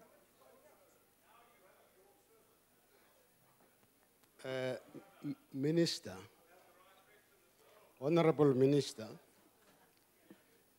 can you tell this House whether your duty is to monitor the media and set in place processes based on things that are in the media which have not come officially to your desk?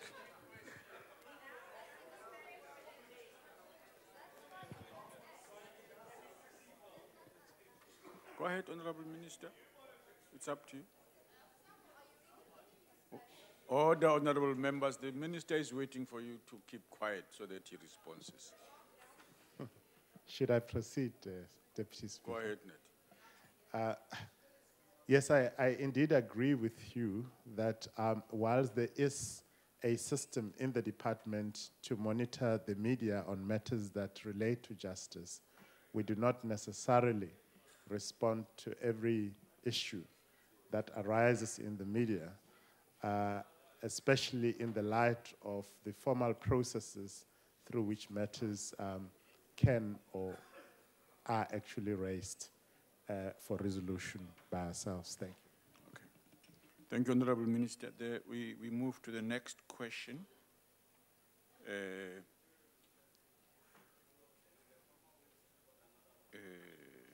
to the Minister of Magistrates Police.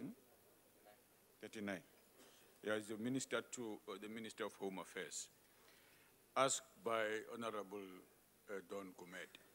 Honorable Deputy Minister. Thank you, Deputy Speaker. The response to the question is as follows. The department has taken the following steps to establish a national identity system. As previously indicated, we are in the process of implementing a modernization program for our core IT systems. Phase 1 is being implemented, and this entails the automation of the application processes for both IDs as well as passports, and they are made even more secure. One of the Phase 2 projects is the development of a national identity system, which will incorporate and integrate the functionality of the National Population Register, the HARNESS database, as well as other databases that contain the biographical information of non-South African citizens. The intention here is to have a single and integrated identity system for citizens, permanent residents, asylum seekers, permit holders, and visitors. I thank you. Thank you, Honorable Minister. Honorable Gumede. Thank you very much, Honorable Deputy Speaker. Honorable Deputy Speaker, comparably, the National Integrated System for IDs is has one of the best security features worldwide. And we thank our government for that. Coming to my supplementary question, my question is, has our implementation gone according to plan? And if so, what are the details? If not, what are the problems? I thank you, Deputy Speaker. Honorable Minister.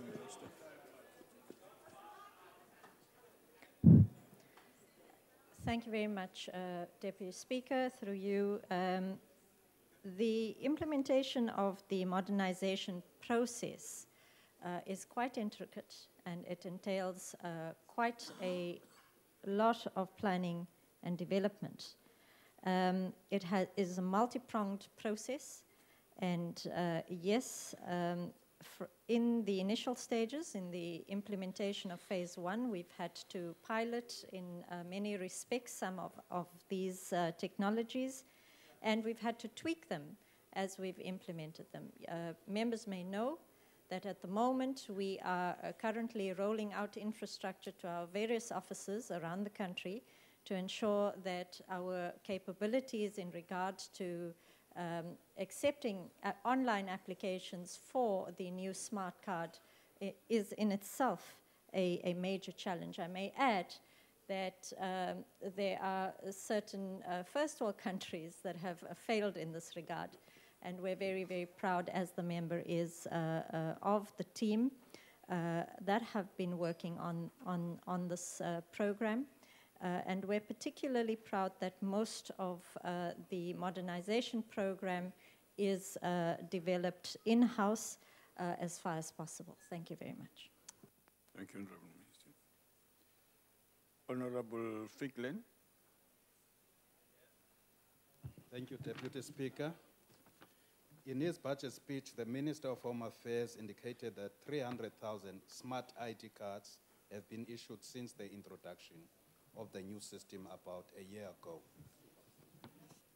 At the rate of 300,000 cards a year, it will take approximately 166 years to roll out smart IDs to all South Africans.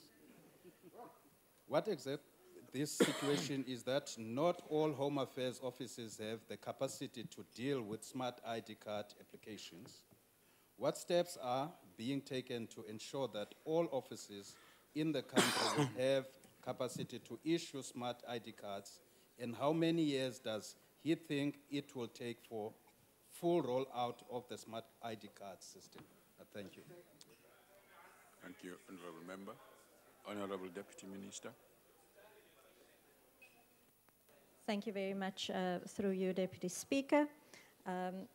Let me just say that the 300,000 smart cards were issued out of the pilot phase, where we are testing as we extend the infrastructure of our IT capabilities. We do have a deadline that we have set for 5 years for the full rollout of the program. But these will not only be dealt with at Home Affairs offices. There will be joint ventures that we will announce in due course related to points at which South Africans can go and apply at convenient spots throughout the country for their smart ID cards, in addition to which we expect to roll out and test a mobile solution as well, so that we can actually take those the equipment required to places like schools where 16-year-olds are entitled to apply for and receive their smart ID cards. So the deadline that we've given ourselves and the period for full rollout of the smart ID card itself is 5 years. Thank you very much. Thank you, Honorable Deputy Minister. Honorable Klengwa. Thank you very much, Honorable Deputy Speaker. Honorable Deputy Minister, I just want to find out that in relation to the fight against crime, what prioritization have you applied to ensuring that the safety of children, especially those in child-headed households, are a priority, and to ensure that they actually speedily access the services that you are providing, given that they are such a vulnerable sector. I heard you listing all the intended recipients, and to find out the extent of the level within which you are working with the Department of Social Development in this regard to ensure that we actually secure young children who are vulnerable to drug and human trafficking. Thank you very much.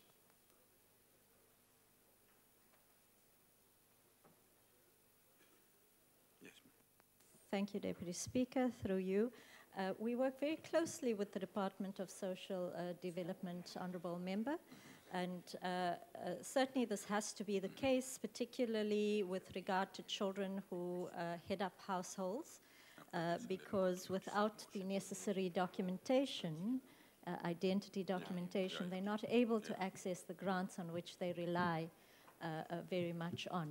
So the issue that you raised, though, relates to the smart card rollout to such children, this vulnerable category of children. And again, that would be probably linked to the rollout of the mobile solution that I was speaking about. Because oftentimes these particular children are found in very remote parts of our country where Home Affairs offices are not necessarily accessible. Having said that, of course, child-headed households does not necessarily mean that those children are also not at schools. And schools are indeed one of the priority areas that we have earmarked in the rollout of the smart ID cards. Thank you, Honourable Deputy Minister. Honourable members, the time allocated for questions has expired. Outstanding replies received will be printed in Hansard. We go to notices of motion. We now come to that. Does any member have a notice of motion? Yes, Honourable Member. Thank you, Honourable Deputy Speaker. I move on behalf of the ANC that in its next sitting, the House debates the need for active citizenry and social activism in order for our democracy and development to flourish. Thank you. Thank you, Honourable Member. Does any other member have a notice of motion? Deputy Speaker, I hereby give notice that at the next sitting of this House, that this House debates the Kader Asmal report on Chapter 9 institutions. Okay. Any other member? Yes, Honourable Member.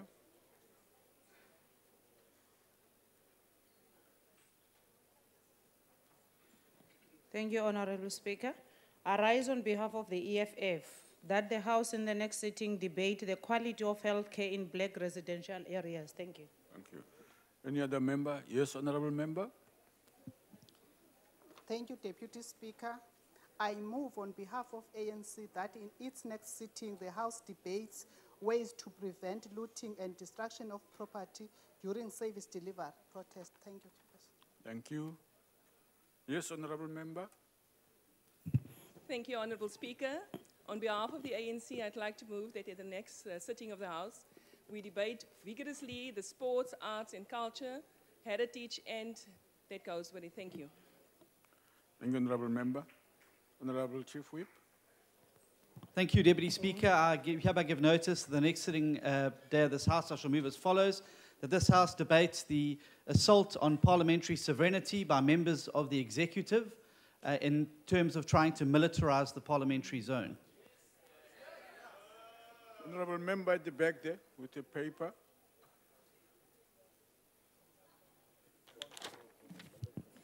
Thank you, Deputy Speaker. I rise on behalf of the EFF that the House, in its next sitting, debate the need for 100% increase of social grants. Thank you. Okay. Honourable, any other notice of motion? Yes, Honourable Member. Thank you, Deputy Speaker. On behalf of ANC, that in its next sitting, the House debates improving rural safety and policing to strengthen security in rural areas and farms across South Africa. I so move. Thank you. Thank you, Honourable Member. Honourable Member, Honourable Tengwa. Thank you very much, Honourable Deputy Speaker. I shall move on both the Inkatha Freedom Party, the next of the House, that the House debates the burgeoning of informal settlements in urban areas. Honorable member at the back. Thanks, Honorable Speaker. On behalf of the EFF, that the House in its next sitting debate the ineffective public policies on youth development in South Africa. Thank you. Thank you. Honorable member. Thank you, Chairperson. I move on behalf of the National Freedom Party that in its next sitting, this House debates the continuous increase of electricity prices and its impact to the unemployed. Thank you. Okay. Honorable member. Thank you, Chair. I'd like to move on behalf of the Democratic Alliance that we debate the subject of corrective rape. Thank you. Okay, thank you. Honorable Chief Whip. I move that in the next sitting of this House debates the rhino poaching and the effect it has on our heritage. Thank you. Honorable member at the back there. Thank you, Deputy Speaker. On behalf of the United Democratic Movement, I move that at the next sitting, this House should debate the situation around the taxi industry in South Africa. Thank you. Honorable member. Honorable member, Sandra. Honorable Deputy Speaker, I move on behalf of the Democratic Alliance that during the next sitting of this House, we debate the unsafe mud and other schools in our country. Thank you, Honorable Member. No other notices of motion. Let's move to motions without notice. Any motions without notice? Any motions without notice?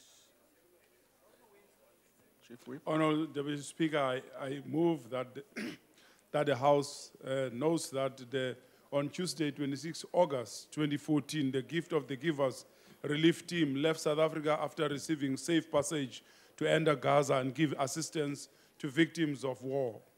Further notes that the permission was secured by the Department of International Relations in cooperation for the NGO to safely cross the Rafah border with all its supplies. Acknowledges that the team will only be taking specialist doctors to Gaza following restrictions imposed by the Egyptian government that only 10 personnel be permitted to cross the Gaza Strip. Recalls that plans to send this team into the war-torn area have been in the pipeline for almost 2 months as the NGO struggle to get permission from the Egyptian government. Believes that the arrival of the Gift of the Givers team in Palestine will provide urgent medical relief where it has been so limited.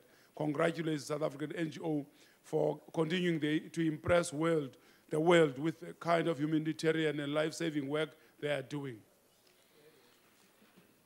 If there are no objections, I put the motion. No objections agreed to. Are there any further notices without motion?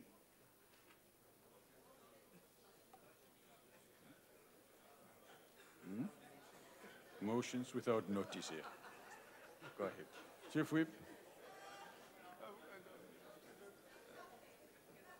Is it finished? You finished? Oh. Honorable Deputy Speaker, I move that the House notes that the South African netball team, Banyana won 4-0. Normally, it's a soccer team, Banyana. It's not a netball team. So I'm correcting myself. Won 4-0 against Zambia in an international friendly match in Lusaka on Sunday, 24 August 2014. Believes that Banyana have given a brilliant performance and have outplayed Zambia. Further believes that Banyana's victory against Zambia will boost their confidence as they prepare themselves for the African Women's Championship in Namibia in October 2014. Recalls that they have won against Zambia, Namibia, and have drawn against Zimbabwe, and congratulates Banyana on their sterling performance and wishing them more success in their future endeavors. If there are no objections, I put the motion. No objection agreed to. Any further motions without notice?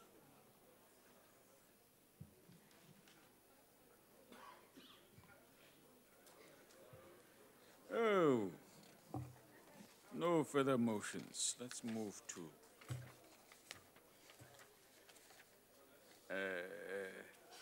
That sounds like it's the conclusion of the business of the day and the House is Sorry, adjourned. Speaker, before you adjourn the House. Yes. May I address you in terms of Rule 1091? Go ahead, sir. Deputy Speaker, we had oral questions to ministers in the House today. And I think that we need to note that there were only 2 members of Cabinet present in the House to answer questions today. And I really think if we're going to take question time seriously in this House, that ministers need to prioritize their diaries to ensure that they're here to be held accountable. Thank you. Honorable members, that is here. That concludes the business of the day. The House is adjourned.